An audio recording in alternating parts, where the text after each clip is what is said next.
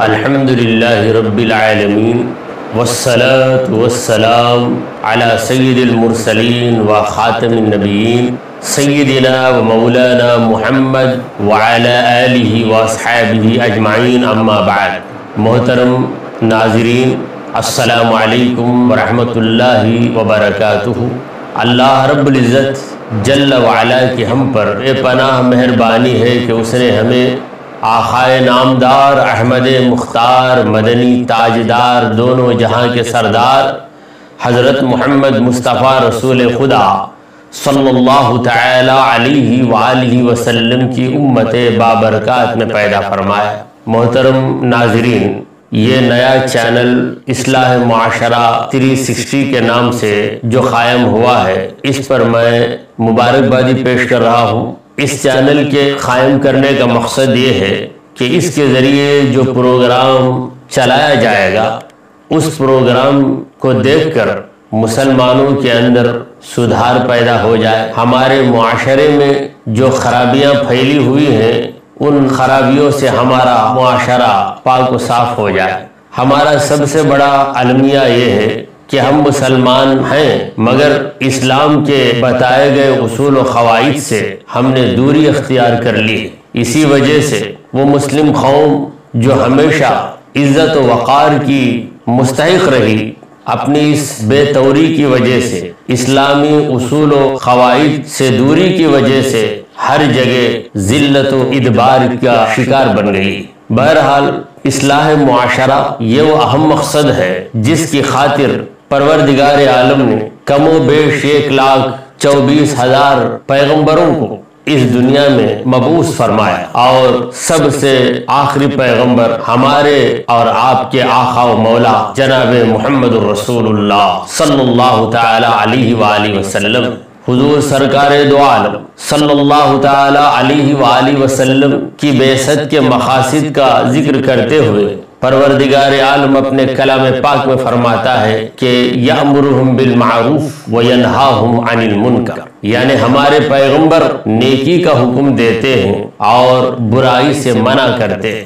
اصلاح معاشرہ کے لیے دو ہی چیزوں کی ضرورت ہے۔ دنیا کی کوئی بھی چیز آپ لے لیجئے، اس چیز کو صحیح بنانے کے لیے پہلے تو اس سے ان تمام چیزوں کو نکالنا پڑے گا جس کی وجہ سے وہ چیز قابل نفرت بن جاتی ہے، اور پھر اس چیز کو ان تمام اوصاف سے سجانا پڑے گا جن کی وجہ سے وہ چیز قابل محبت بن جاتی ہے۔ اللہ تبارک و تعالی نے انسانوں کو پیدا کیا تو بے مقصد پیدا نہیں کیا کہ یوں ہی پیدا ہوئے، بڑھے، طاقتور بنے، جوان ہوئے، پھر بوڑھے بنے اور مر گئے، ایسا نہیں ہے۔ پروردگار عالم نے ایک عظیم مقصد کے تحت انسانوں کو پیدا کیا۔ کسی انسان کے ذہن میں یہ بات ہو سکتی ہے کہ میں پیدا ہوا، اب منمانی کروں، کیسے بھی زندگی گزار لوں، پھر اس کے بعد ہر انسان کی طرح مجھے بھی مرنا ہے اور ختم ہو جانا ہے۔ یہ بالکل غلط نظریہ ہے۔ قرآن مجید میں پروردگار عالم فرماتا ہے افحسبتم انما خلقناکم عبثا وانکم الینا لا ترجعون، اے لوگو کیا تمہارا یہ گمان ہے کہ ہم نے تم کو بیکار پیدا کیا ہے، بلا وجہ پیدا کیا ہے، وانکم الینا لا ترجعون، اور ایک یقیناً تم ہماری طرف لوٹائے نہیں جاؤ گے؟ کیا تمہارا یہ گمان ہے؟ مطلب یہ ہے کہ اگر تمہارا ایسا گمان ہے تو یہ غلط گمان ہے، اس گمان کو نکال دو اور اس گمان کی جگہ یہ عقیدہ بنا لو کہ اللہ نے ہمیں بلا مقصد پیدا نہیں کیا اور ہم کو اللہ کی بارگاہ میں لوٹ کر جانا ہے۔ جس دن سارے لوگ اللہ کی بارگاہ میں لوٹ کر جائیں گے، اس دن کا نام اللہ نے یوم الحساب رکھا ہے، یوم الجزا رکھا ہے، یوم الدین رکھا ہے۔ وہ حساب کا دن ہے، جزا و سزا کا دن ہے، فیصلے کا دن ہے۔ تو یہ دنیا ملی ہے ہمیں ایک عظیم مقصد کے تحت، اور وہ مقصد کیا ہے؟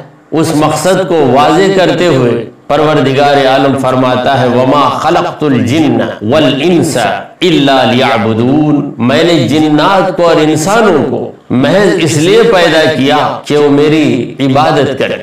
اللہ تعالیٰ کی عبادت اگر معاشرے کے اندر قائم ہو جائے تو معاشرہ دنیا کا بہترین معاشرہ بن جاتا ہے۔ جب لوگ اللہ کی عبادت سے دور ہو جاتے ہیں تو اس معاشرے میں شیطانیت چھا جاتی ہے، برائیاں جنم لینے لگتی ہیں، یہاں تک کہ وہ معاشرہ انسانی معاشرہ کہلانے کے بجائے وحشیوں کا جنگل بن جاتا ہے۔ ہمارے پیارے آقا مدنی داتا محمد مصطفیٰ صلی اللہ تعالی علیہ وآلہ وسلم کی بارگاہ میں ایک شخص حاضر ہوا اور عرض کرنے لگا کہ ارید ان اکون اعبد الناس، یا رسول اللہ میری یہ تمنا ہے کہ میں تمام انسانوں میں بڑا عبادت گزار بن جاؤں، یعنی عبادت جو لوگوں کو حاصل ہے بڑے پیمانے کی عبادت مجھے حاصل ہو، عبادت کا اتنا وافر حصہ مجھے مل جائے کہ میں دنیا کا اعلیٰ درجے کا عبادت گزار بن جاؤں، کیونکہ عبادت کے لیے اللہ نے انسان کو پیدا کیا، جیسا کہ ایک شاعر کہتا ہے زندگی آمد برائے بندگی، زندگی آمد برائے بندگی، زندگی بے بندگی شرمندگی۔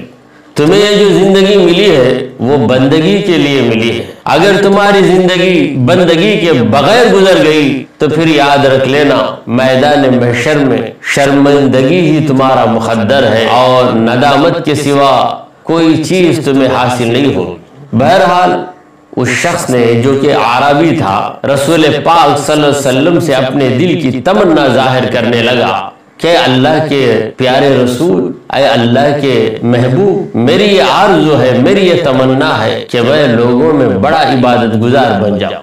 ہمارے نبی کریم صلی اللہ تعالی علیہ وآلہ وسلم تو سر چشمہ رشد و ہدایت ہے، مخزن دانش و حکمت ہے۔ کوئی سوال کرنے والا کسی بھی لب و لہجے میں سوال کرے، پیارے آقا صلی اللہ علیہ وسلم اسے اس طریقے سے سمجھاتے کہ اسے مکمل تسلی ہو جاتی اور دوسروں کو بھی نصیحت مل جاتی۔ رسول کریم صلی اللہ علیہ وسلم نے اس سے کہا اتق المحارم تکن اعبد الناس، محارم سے پرہیز کر، اللہ کی منع کی گئی چیزوں سے پرہیز کر تو تجھے یہ درجہ مل جائے گا کہ تکن اعبد الناس، تو لوگوں میں بہت بڑا عبادت گزار بن جائے گا۔ تو عبادت کا مفہوم عموماً یہ سمجھ میں آتا ہے کہ ایک انسان اللہ کی بندگی میں لگ جائے، نمازیں پڑھے، روزے رکھے، قرآن کی تلاوت کرے، اگر کعبہ پہنچے تو طواف کعبہ کرے، تو نیکیوں کا نام ہم نے عبادت رکھا ہے، واقعی نیکیوں کا نام عبادت ہے، مگر صرف نیکیاں کر لینے سے عبادت کا مکمل حصہ نہیں ملتا، کیونکہ عبادت کا دوسرا حصہ ہے برائیوں سے پرہیز کرنا۔ یہ شخص نماز تو پڑھتا ہے، پھر سود کا دھندا کرتا ہے، روزہ تو رکھتا ہے مگر جھوٹ بول رہا ہے، تلاوت تو کر رہا ہے، دوسری طرف چوری بھی کر رہا ہے، تو کیا ایسے انسان کو عبادت گزار انسان کہا جا سکتا ہے؟ اصلاح معاشرہ کے لیے دونوں چیزیں ضروری ہیں، ایک طرف نیکی کا پیغام ہم دیں، دوسری طرف برائیوں سے رکنے کی لوگوں کو تلقین کریں۔ برائیوں سے رکنا یہ بڑی اہم چیز ہے، جس طرح بیماری کو دور کرنے کے لیے دوا کھانا ضروری ہے تو پرہیز کرنا بھی ضروری ہے۔ کبھی پرہیز کرنا دوا سے زیادہ ضروری ہو جاتا ہے، کیونکہ دوا اسی وقت نفع دیتی ہے جب بیمار ان چیزوں سے پرہیز کرے جن چیزوں کی وجہ سے بیماری میں اضافہ ہو جاتا ہے۔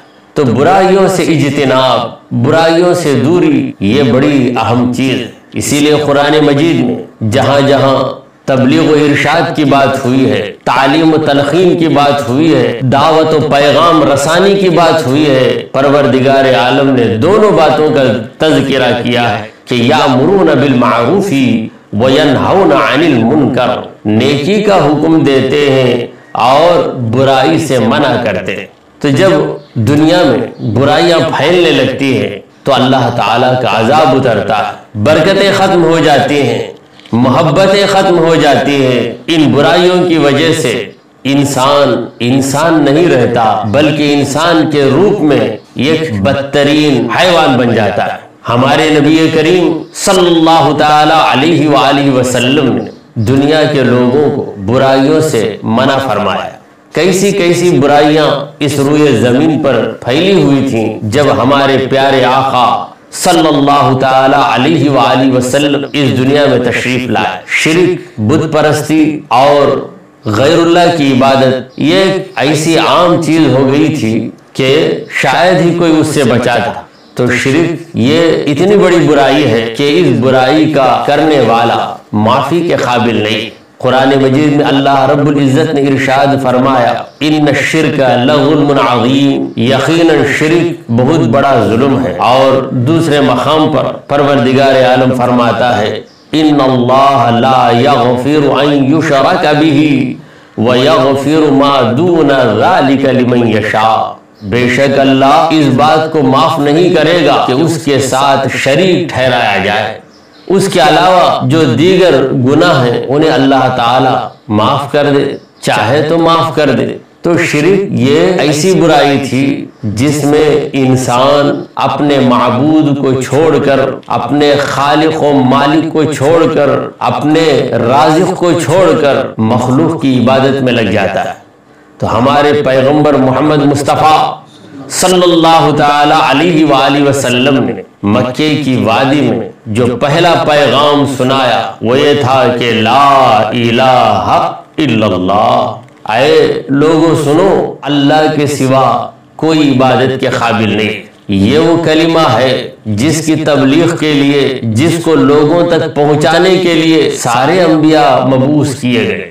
قرآن مجید میں اللہ تعالیٰ نے کئی پیغمبروں کے واقعات بیان کیے اور ہر پیغمبر کی تقریر کا پہلا جملہ یہی تھا کہ یا ایھا الناس اعبدوا ربکم، اے لوگو تمہارے رب کی عبادت کرو، ما لکم من الہ غیرہ، اس کے سوا کوئی تمہارا معبود نہیں۔ الحمدللہ آج دنیا میں مسلمان پھیلے ہوئے، جہاں جہاں مسلمان ہیں وہاں شرک کی یہ خرابی نہیں۔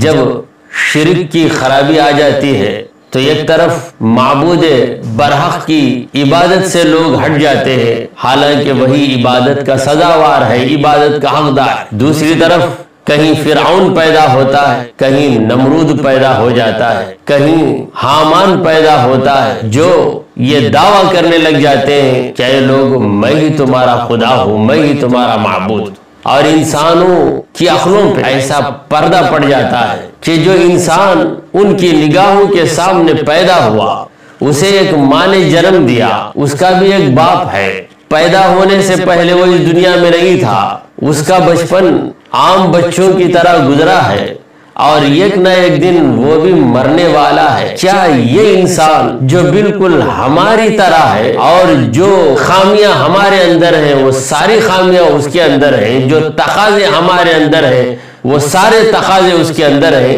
کیا یہ ہمارا معبود ہو سکتا ہے؟ کیا یہ ہمارا خالق ہو سکتا ہے؟ انسان کی عقل پہ پردہ پڑ جاتا ہے۔ کتنے تھے جو فرعون کی عبادت کرتے تھے، کتنے تھے جو نمرود کی عبادت کرتے تھے، وہ بھی تو انسان ہی تھے، مگر ان کی عقلوں پہ پردہ چھایا ہوا تھا۔ تو جب شرک کی برائی پھیلتی ہے تو ظلم کرنا بہت آسان ہو جاتا ہے، کیونکہ سب سے بڑا ظلم خدائی کا دعویٰ کرنا۔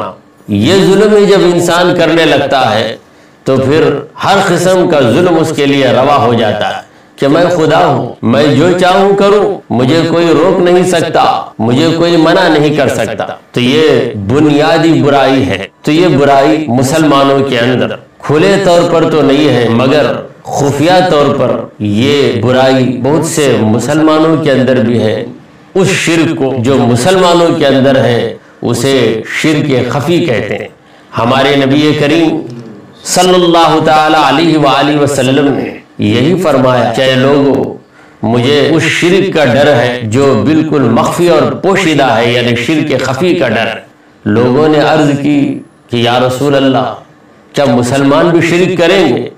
تو نبی کریم صلی اللہ علیہ وسلم نے سمجھایا کہ ہاں، وہ عبادت کریں گے خدا کی، مگر ارادہ کریں گے لوگوں کی خوشنودی کا، لوگوں کو خوش کرنے کے ارادے سے، لوگوں کے دلوں میں مقام حاصل کرنے کے لیے عبادت کریں گے۔ تو یہ شرک خفی ہے، یہ دبا ہوا، پوشیدہ اور چھپا ہوا شرک۔